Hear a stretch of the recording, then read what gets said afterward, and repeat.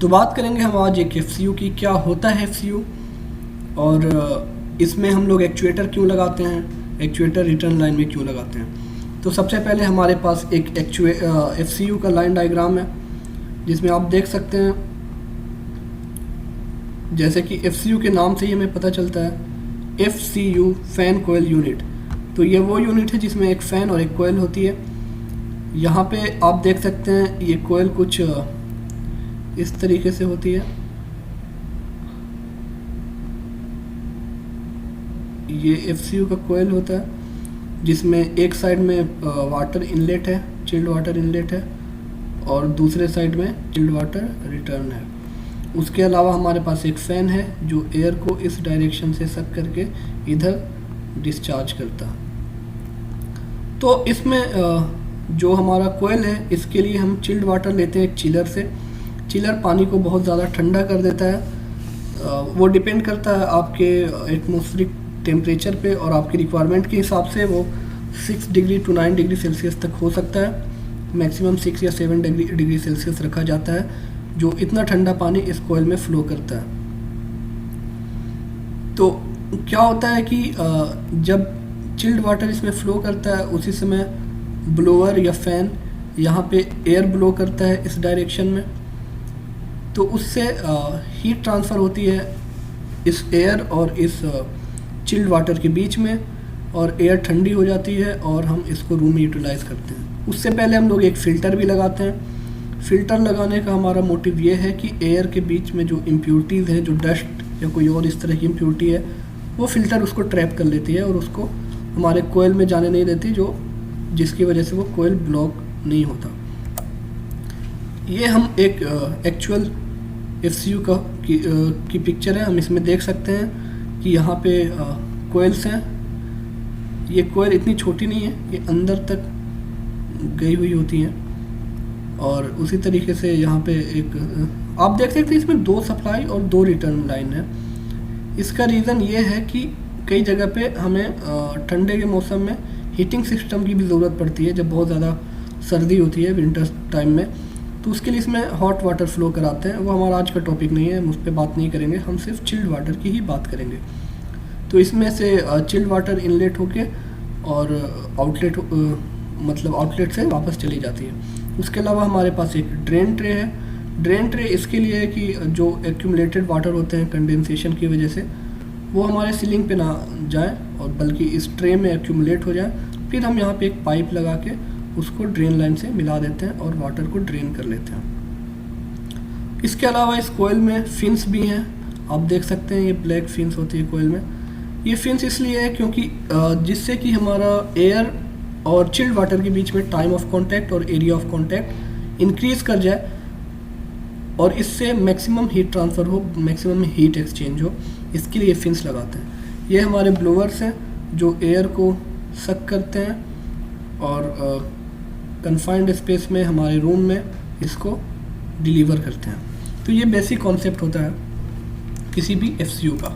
इसके आगे हम लोग बात करते हैं कि क्या होता है एक्चुएटर वाल्व। ये मोटराइज वाल्व एक्चुएटर है जो कि कंट्रोल होता है इस इलेक्ट्रिकल पार्ट से।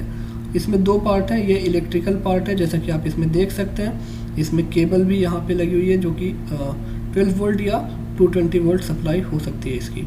उसके अलावा एक मैकेनिकल वाल्व है, आप देख सकते हैं। ये मैकेनिकल वाल्व इसमें स्प्रिंग टाइप है। ये ऑपरेट होता है इस इलेक्ट्रिकल पार्ट की वजह से। जैसे कि अगर आपका सेट टेम्परेचर लो है और रूम का टेम्परेचर ज़्यादा है, तो उस सिचुएशन में ये इलेक्ट्रिकल पार्ट इसको फुल ओपन कर देता है। फुल ओपन करने की सिचुएशन में यहाँ से मैक्सिमम फ्लो ऑफ वाटर होता है और ज़्यादा से ज़्यादा चिल्ड वाटर जाता है, जिसकी वजह से हमारे को रूम का टेम्परेचर तेज़ी से डाउन होता है, ज़्यादा कूलिंग होती है, ज़्यादा कूलिंग रूम के अंदर आती है। लेकिन जैसे जैसे हमारा सेट टेम्परेचर और रूम टेम्परेचर एक दूसरे के करीब आने लगते हैं, डिफरेंस कम होने लगता है, वो धीरे धीरे क्लोज होने लगता है और वाटर के फ्लो को रिड्यूस करता जाता है। यहाँ तक कि जब रूम टेम्परेचर और सेट टेम्परेचर दोनों बराबर आ जाते हैं, तो इक्विलिब्रियम के कंडीशन में फिर ये इसको टोटली क्लोज कर देता है और वाटर फ्लो को स्टॉप कर देता है, जिससे कि ज़्यादा कूलिंग नहीं आती और वही टेम्परेचर मेंटेन रहता है। एक बार फिर रूम का टेम्परेचर इंक्रीज़ होने पे ये फिर स्लोली खुलता चला जाता है। तो अगर आप इसको देखें तो ये आप देख रहे हैं यहाँ पे ये कोयल है, यहाँ पे ये सप्लाई लाइन है और ये है रिटर्न लाइन। यहाँ से पानी इस कोयल में मूव करते हुए यहाँ से रिटर्न हो जाता है और वापस चिलर में चला जाता है। यहाँ पे बीच में हम लोग एक बाईपास लाइन भी लगाते हैं। इस बाईपास लाइन का हमारे पास हम इसलिए लगाते हैं क्योंकि मेंटेनेंस की सिचुएशन में हम इसको ओपन कर सकें। नॉर्मली ऑपरेशन के टाइम में ये क्लोज होता है। तो एक तो सवाल यहाँ पे ये बनता है कि सप्लाई लाइन नीचे और रिटर्न लाइन ऊपर क्यों है। अगर आपको पता है तो कमेंट सेक्शन में कमेंट कीजिए, और अगर नहीं पता है तो आप बताइए, मैं सारे कमेंट्स पढ़ता हूँ। नेक्स्ट टाइम पे इस टॉपिक पे एक छोटा सा वीडियो हम लोग बना देंगे। तो फिलहाल बात करते हैं इस एक्चुएटर की। ये रिटर्न लाइन पे लगा हुआ है और ये फ्लो ऑफ वाटर को कंट्रोल करता है। बट क्वेश्चन ये है कि why do we use actuator valve on return line instead of supply line. हम लोग एक्चुएटर वाल्व को यहाँ पे भी कहीं पे सप्लाई लाइन पे माउंट करके यूज़ कर सकते थे, बट हम लोग इसको रिटर्न लाइन पे क्यों यूज़ करते हैं। तो इसका आंसर ये है कि अगर हम लोग सप्लाई लाइन पे मोटराइज वाल्व को लगाएंगे तो उससे क्या प्रॉब्लम होगा कि जैसे ही सेट टेम्परेचर और रूम टेम्परेचर दोनों बराबर हो जाएंगे, ये फ्लो ऑफ वाटर को स्टॉप कर देगा।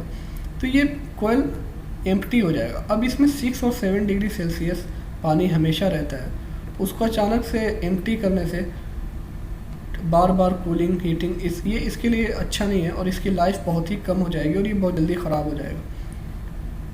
इसके लिए हम लोग क्या करते हैं, इसको रिटर्न लाइन पे लगाते हैं, जिससे कि जैसे ही सेट टेम्परेचर और रूम टेम्परेचर दोनों बराबर हो भी जाएं तो उसके बाद भी यहाँ पे पानी स्टॉप नहीं हो, बल्कि ये पूरा हमेशा चिल्ड वाटर से फिल्ड रहेगा और वाटर यहाँ पे आके स्टॉप होगा। इस सिचुएशन में ये पोर्शन कभी भी एम्प्टी नहीं होगा। इसके लिए हम लोग यूज़ करते हैं एक्चुएटर वाल्व को रिटर्न लाइन पे। तो ये था आज का बेसिक कॉन्सेप्ट एक्चुएटर एफसीयू के बारे में। अगर आपको और जानना है तो आप बताइए, मैं दूसरा वीडियो भी बनाऊंगा। बहुत बहुत शुक्रिया। Thanks for watching.